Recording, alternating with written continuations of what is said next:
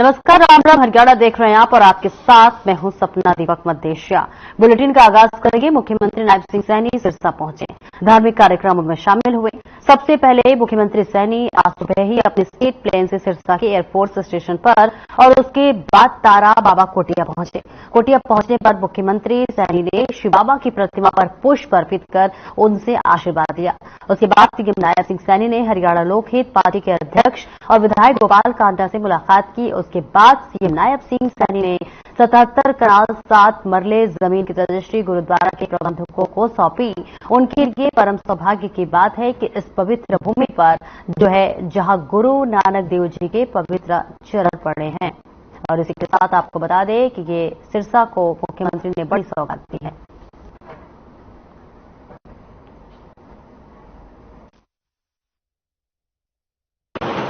आज मेरा ये परम सौभाग्य है कि सिरसा की भूमि, ये संतों महात्माओं की इस भूमि के ऊपर चरण पड़े हैं। इस पावन भूमि पर संतों ने शिक्षाओं का, पूरे जगत का यहां से मार्गदर्शन करने वाले गुरु नानक देव जी के इस भूमि के ऊपर पावन चरण यहां पर पड़े हैं। श्री गुरु नानक देव जी इस पवित्र भूमि पर जैसा की चर्चा भी की गई है, 40 दिन रह करके यहाँ पर समाज को एक अपनी शिक्षाओं के माध्यम से रास्ता दिखाने का काम गुरु नानक देव जी ने किया। इस भूमि के ऊपर ये सिरसा शहर, जिस स्थान पर गुरु नानक देव जी ने तपस्या की थी, उसी स्थान के ऊपर आज गुरुद्वारा चीला साहिब स्थापित है। हम सब के लिए बड़ा ये गर्व की बात है। यह ऐतिहासिक गुरुद्वारा श्रद्धालुओं की आस्था का प्रमुख केंद्र है और अभी सरकार ने कुछ निर्णय लिया और अभी मन से भी बता रहे थे। मैं गुरु चरणों के बीच में आया हूं। गुरुओं से हम मानते हैं, मैं कौन देने वाला, मैं कुछ दे नहीं सकता गुरु। हम तो इनसे लेने का काम करते हैं। आज भी मैं लेने के लिए ही आया हूं, मैं देने के लिए गुरु से आया हूं।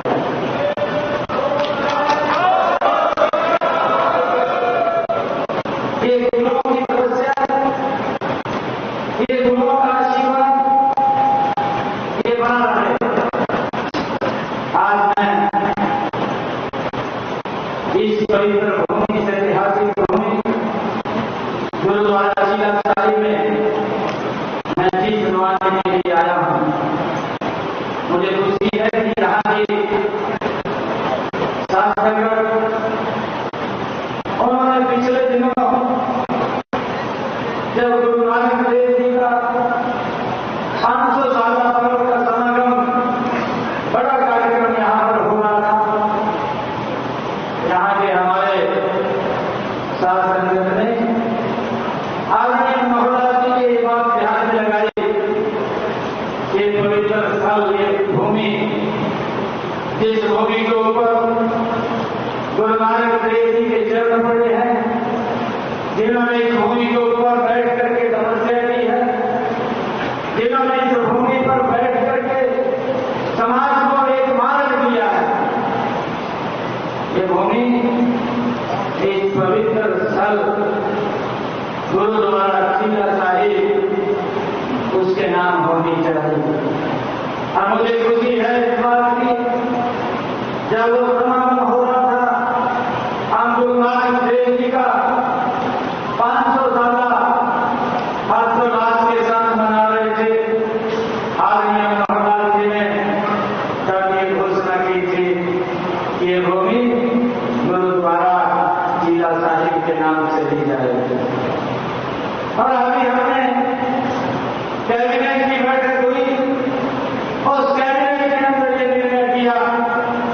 याद में नौहलाल जी की ये वाणी थी और गुरुओं का एक तपस्या का स्थल है।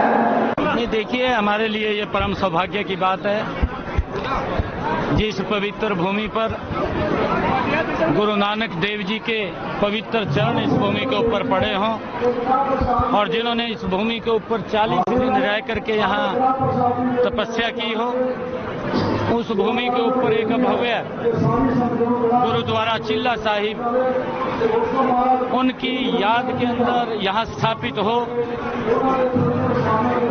तो ये श्रद्धालुओं की भी ये लंबे समय से एक मांग थी कि जिस इस भूमि के ऊपर गुरुद्वारा चिल्ला साहिब स्थापित है और जिस भूमि के ऊपर गुरु नानक देव जी के चरण कमल यहाँ पर पड़े हों, हमने ये निर्णय कैबिनेट के अंदर लिया कि इस भूमि को गुरुद्वारा चिल्ला साहिब के नाम सह सम्मान वो दी जाएगी। वहीं पेरिस ओलंपिक में 10 metre air pistol mixed team स्पर्धा में देश के लिए कांस्य पदक जीतने वाली जोड़ी में से एक खिलाड़ी अंबाला से हैं और इसी के साथ सरबजोत सिंह से मुख्यमंत्री नायब सिंह सैनी ने वीडियो कॉल के माध्यम से बात की।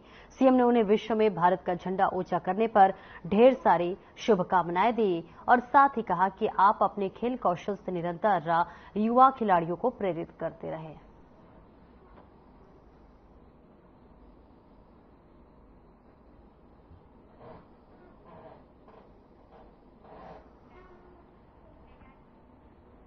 और खबर बहादुरगढ़ से, जहां पर हरियाणा बीजेपी महिला मोर्चा उपाध्यक्ष एडवोकेट डॉक्टर नीना सतपाल राठी ने नई पहल करते हुए चलित सेवा कार्यालय की शुरुआत की है।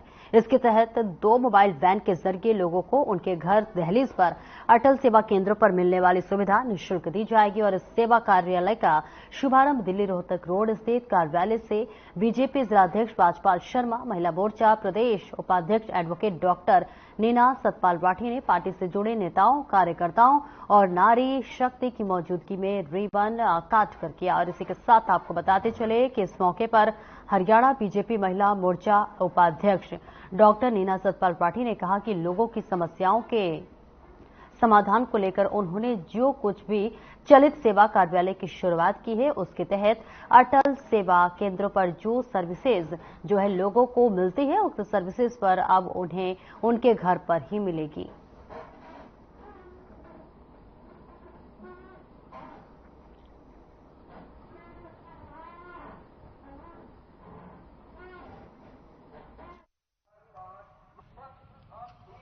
आज हमने 2 वैन लॉन्च की हैं जिसमें अटल सेवा केंद्र में जो भी सर्विसेज होती हैं वो सारी उसमें सेवा, जैसे आयुष्मान कार्ड है, वोटर कार्ड है, आधार कार्ड है। फैमिली आईडी में बहुत सारे लोगों की इनकम की समस्या थी जिसकी वजह से उनका बीपीएल कट गया था। तो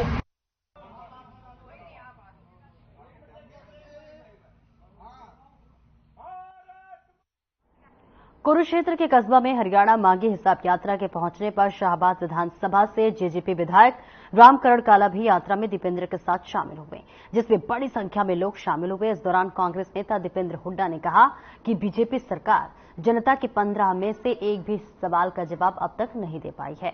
बीजेपी अपना मौन कब तोड़ेगी और आखिर कब तक सवालों के जवाब देने से बचती रहेगी?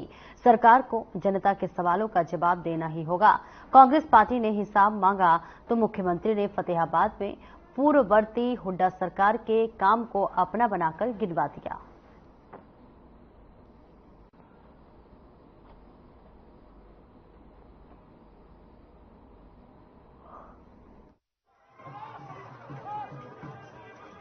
ये हरियाणा मांगे हिसाब आपको पता है कि आज से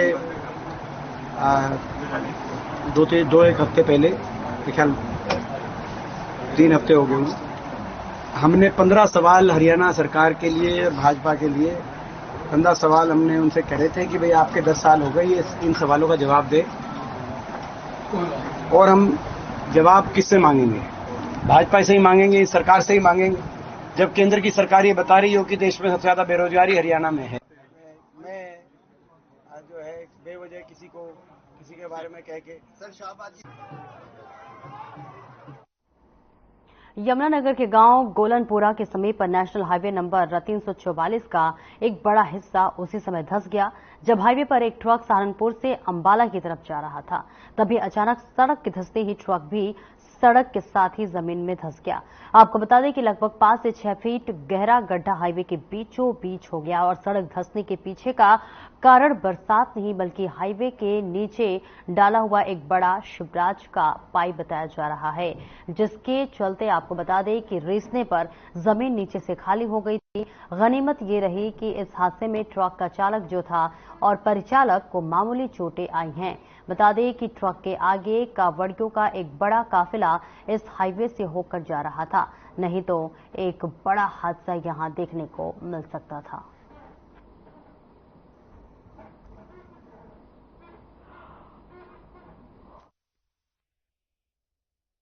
देखिए, नेशनल हाईवे 344 जो कि पंचकूला रुड़की रोड जा रहा है, नेशनल हाईवे है। यहाँ पर ठेकेदारों की आपको देख लिया होगा, यहाँ पर दलाली ठेकेदारों की कम से कम 5-6 फुट सड़क नीचे बैठ चुकी है, जो कि ठेकेदारों की लापरवाही है। कुछ ही दूरी पर टोल प्लाजा है, तो टोल प्लाजा क्या कर रहा है, आप देख लो, इतना गंद यहाँ पर, ना कोई सफाई ना कुछ। बिल्कुल ये रात करीबन 2 बजे ट्रक यहाँ से, इसके आगे एक और गाड़ी थी, कावड़ियों की गाड़ी थी, वो निकल चुकी थी। उनको भी थोड़ी पता लगा है, उनकी गाड़ी भी टूट चुकी है और चले गए थे। पर ट्रक यहाँ पर जब मौके पर पहुंचा तो बिल्कुल धंस चुका था।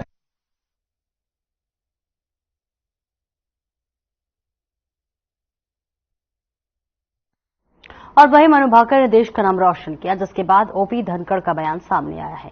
उन्होंने कहा कि जिला, प्रदेश और देश सभी को मनु ने गौरवान्वित किया है। इसके साथ ही उन्होंने मनु की जमकर तारीफ करते हुए कहा कि पेरिस ओलंपिक में मनु के फिर से गोल्डन गर्ल बनने की उम्मीद है।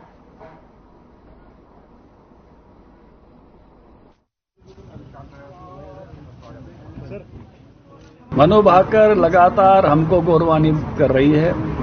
जिला गौरवान्वित, प्रदेश गौरवान्वित, देश गौरवान्वित और सभी युवती युवाओं के लिए प्रेरणा बन रही है। लगातार 2 मेडल जो हमको कांस्य पदक मिले हैं, उसका बहुत आनंद सब लोगों को है और पूरे चाव से उसका पूरा देश स्वागत करने के लिए तत्पर है। और हम तो गृह जिला हैं, हमारी खुशी का तो कोई ठिकाना ही नहीं है। और इसके साथ साथ अभी और उम्मीद है कि हमको एक तीसरा भी उसके माध्यम से मेडल मिलेगा और पहला मेडल भी उसके माध्यम से मिला, दूसरा मिला।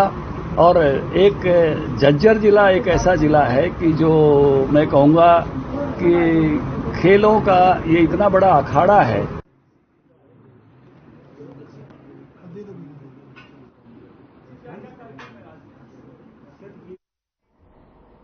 और रुकेंगे छोटे से ब्रेक के लिए, जल्द लौटते हैं।